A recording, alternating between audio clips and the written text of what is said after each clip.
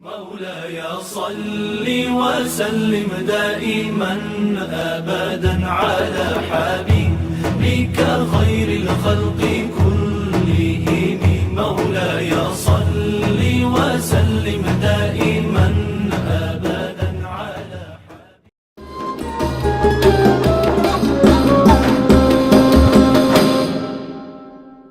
Assalamualaikum warahmatullahi wabarakatuh. Alhamdulillah wassalatu wassalamu ala rasulillah amma ba'd. Waktu bagi seseorang adalah sesuatu yang paling berharga dalam hidup. Bisa dikatakan bahwa modal yang paling mendasar dan paling utama bagi kehidupan seseorang adalah waktu. Dan waktu yang paling baik adalah waktu yang digunakan untuk beribadah kepada Allah Subhanahu wa taala. Karena dengan beribadah kepada Allah Subhanahu wa taala itu berarti kita memanfaatkan amanah dari Allah Subhanahu wa taala berupa waktu yang diberikan oleh Allah Subhanahu wa taala kepada kita. Di sisi lain bahwa Rasulullah Shallallahu alaihi wasallam bersabda, tidaklah bergeser dua telapak kaki seorang pada hari kiamat melainkan akan ditanya tentang 5 perkara. Tentang umurnya, untuk apa dia habiskan. Yang kedua, tentang masa mudanya, untuk apa dia gunakan. Yang ketiga, tentang hartanya dari mana dia dapatkan, dan yang keempat tentang hartanya untuk apa dia belanjakan. Yang kelima tentang ilmunya, bagaimana dia diamalkan. Hadis ini diriwayatkan oleh Imam At-Tirmidzi. Selanjutnya bahwa Allah Subhanahu wa taala berfirman dalam surat Al-'Asr, wal 'asr innal insana lafi khusr illa alladziina aamanu wa 'amilus shalihat wa tawasaw bil haqqi wa tawasaw bis sabr. Demi waktu, sesungguhnya manusia benar-benar berada di dalam kerugian kecuali orang-orang yang beriman dan beramal soleh dan saling memberikan tausiah atau berwasiat dengan kesabaran dan dengan kebenaran dan dengan kesabaran. Di dalam ayat ini Allah menginformasikan kepada kita bahwa waktu sangat penting, sehingga Allah menjadikannya sebagai makhluk yang mana Allah bersumpah dengannya. Itu bermakna bahwa waktu ketika dijadikan sebagai objek atau sesuatu yang di mana Allah bersumpah dengannya, maknanya bahwa waktu ini adalah sesuatu yang sangat berharga. Untuk mengoptimalkan waktu dengan ibadah, maka ada beberapa hal yang harus kita kerjakan agar betul-betul bermakna. Yang pertama, kita mengawali waktu kita dengan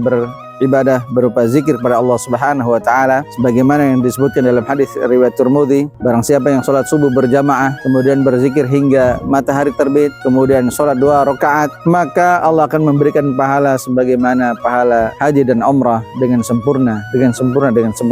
Atau kama qala sallallahu alaihi wasallam. Ini menunjukkan bahwa memanfaatkan waktu dengan ibadah salat, zikir dan seterusnya itu luar biasa pahala di sisi Allah Subhanahu wa taala. Selanjutnya, memanfaatkan waktu juga itu bisa kita gunakan dengan tadabbur Al-Qur'an, membaca Al-Qur'an dan mengamalkan isi Al-Qur'an. Jangan biarkan waktu berlalu begitu saja tanpa Al-Qur'an yang terbaca, tanpa makna Al-Qur'an yang kita tadabburi dan tanpa isi Al-Qur'an yang kita amalkan. Gunakan di antara waktu kita dengan membaca, mentadabburi dan mengamalkan isi Al-Quran. Selanjutnya, jangan lupa bahwa setiap sholat wajib di sana ada sholat sunnah. Kita gunakan selain sholat wajib, kita gunakan waktu dengan memenuhinya melalui sholat sunnah rawatib. Sebagaimana disebutkan dalam hadis riwayat Tirmidzi bahwa barang siapa yang melaksanakan sholat rawatib, yaitu sholat sunnah sebelum atau setelah sholat wajib, Allah akan bangunkan rumah baginya di surga. Ma'asyiral muslimin rahimani wa rahimakumullah. Di antara cara memanfaatkan waktu ibadah kita juga adalah dengan senantiasa berzikir dalam waktu dan tempat dimanapun berada. Karena perumpamaan antara orang yang mengingat Allah dengan yang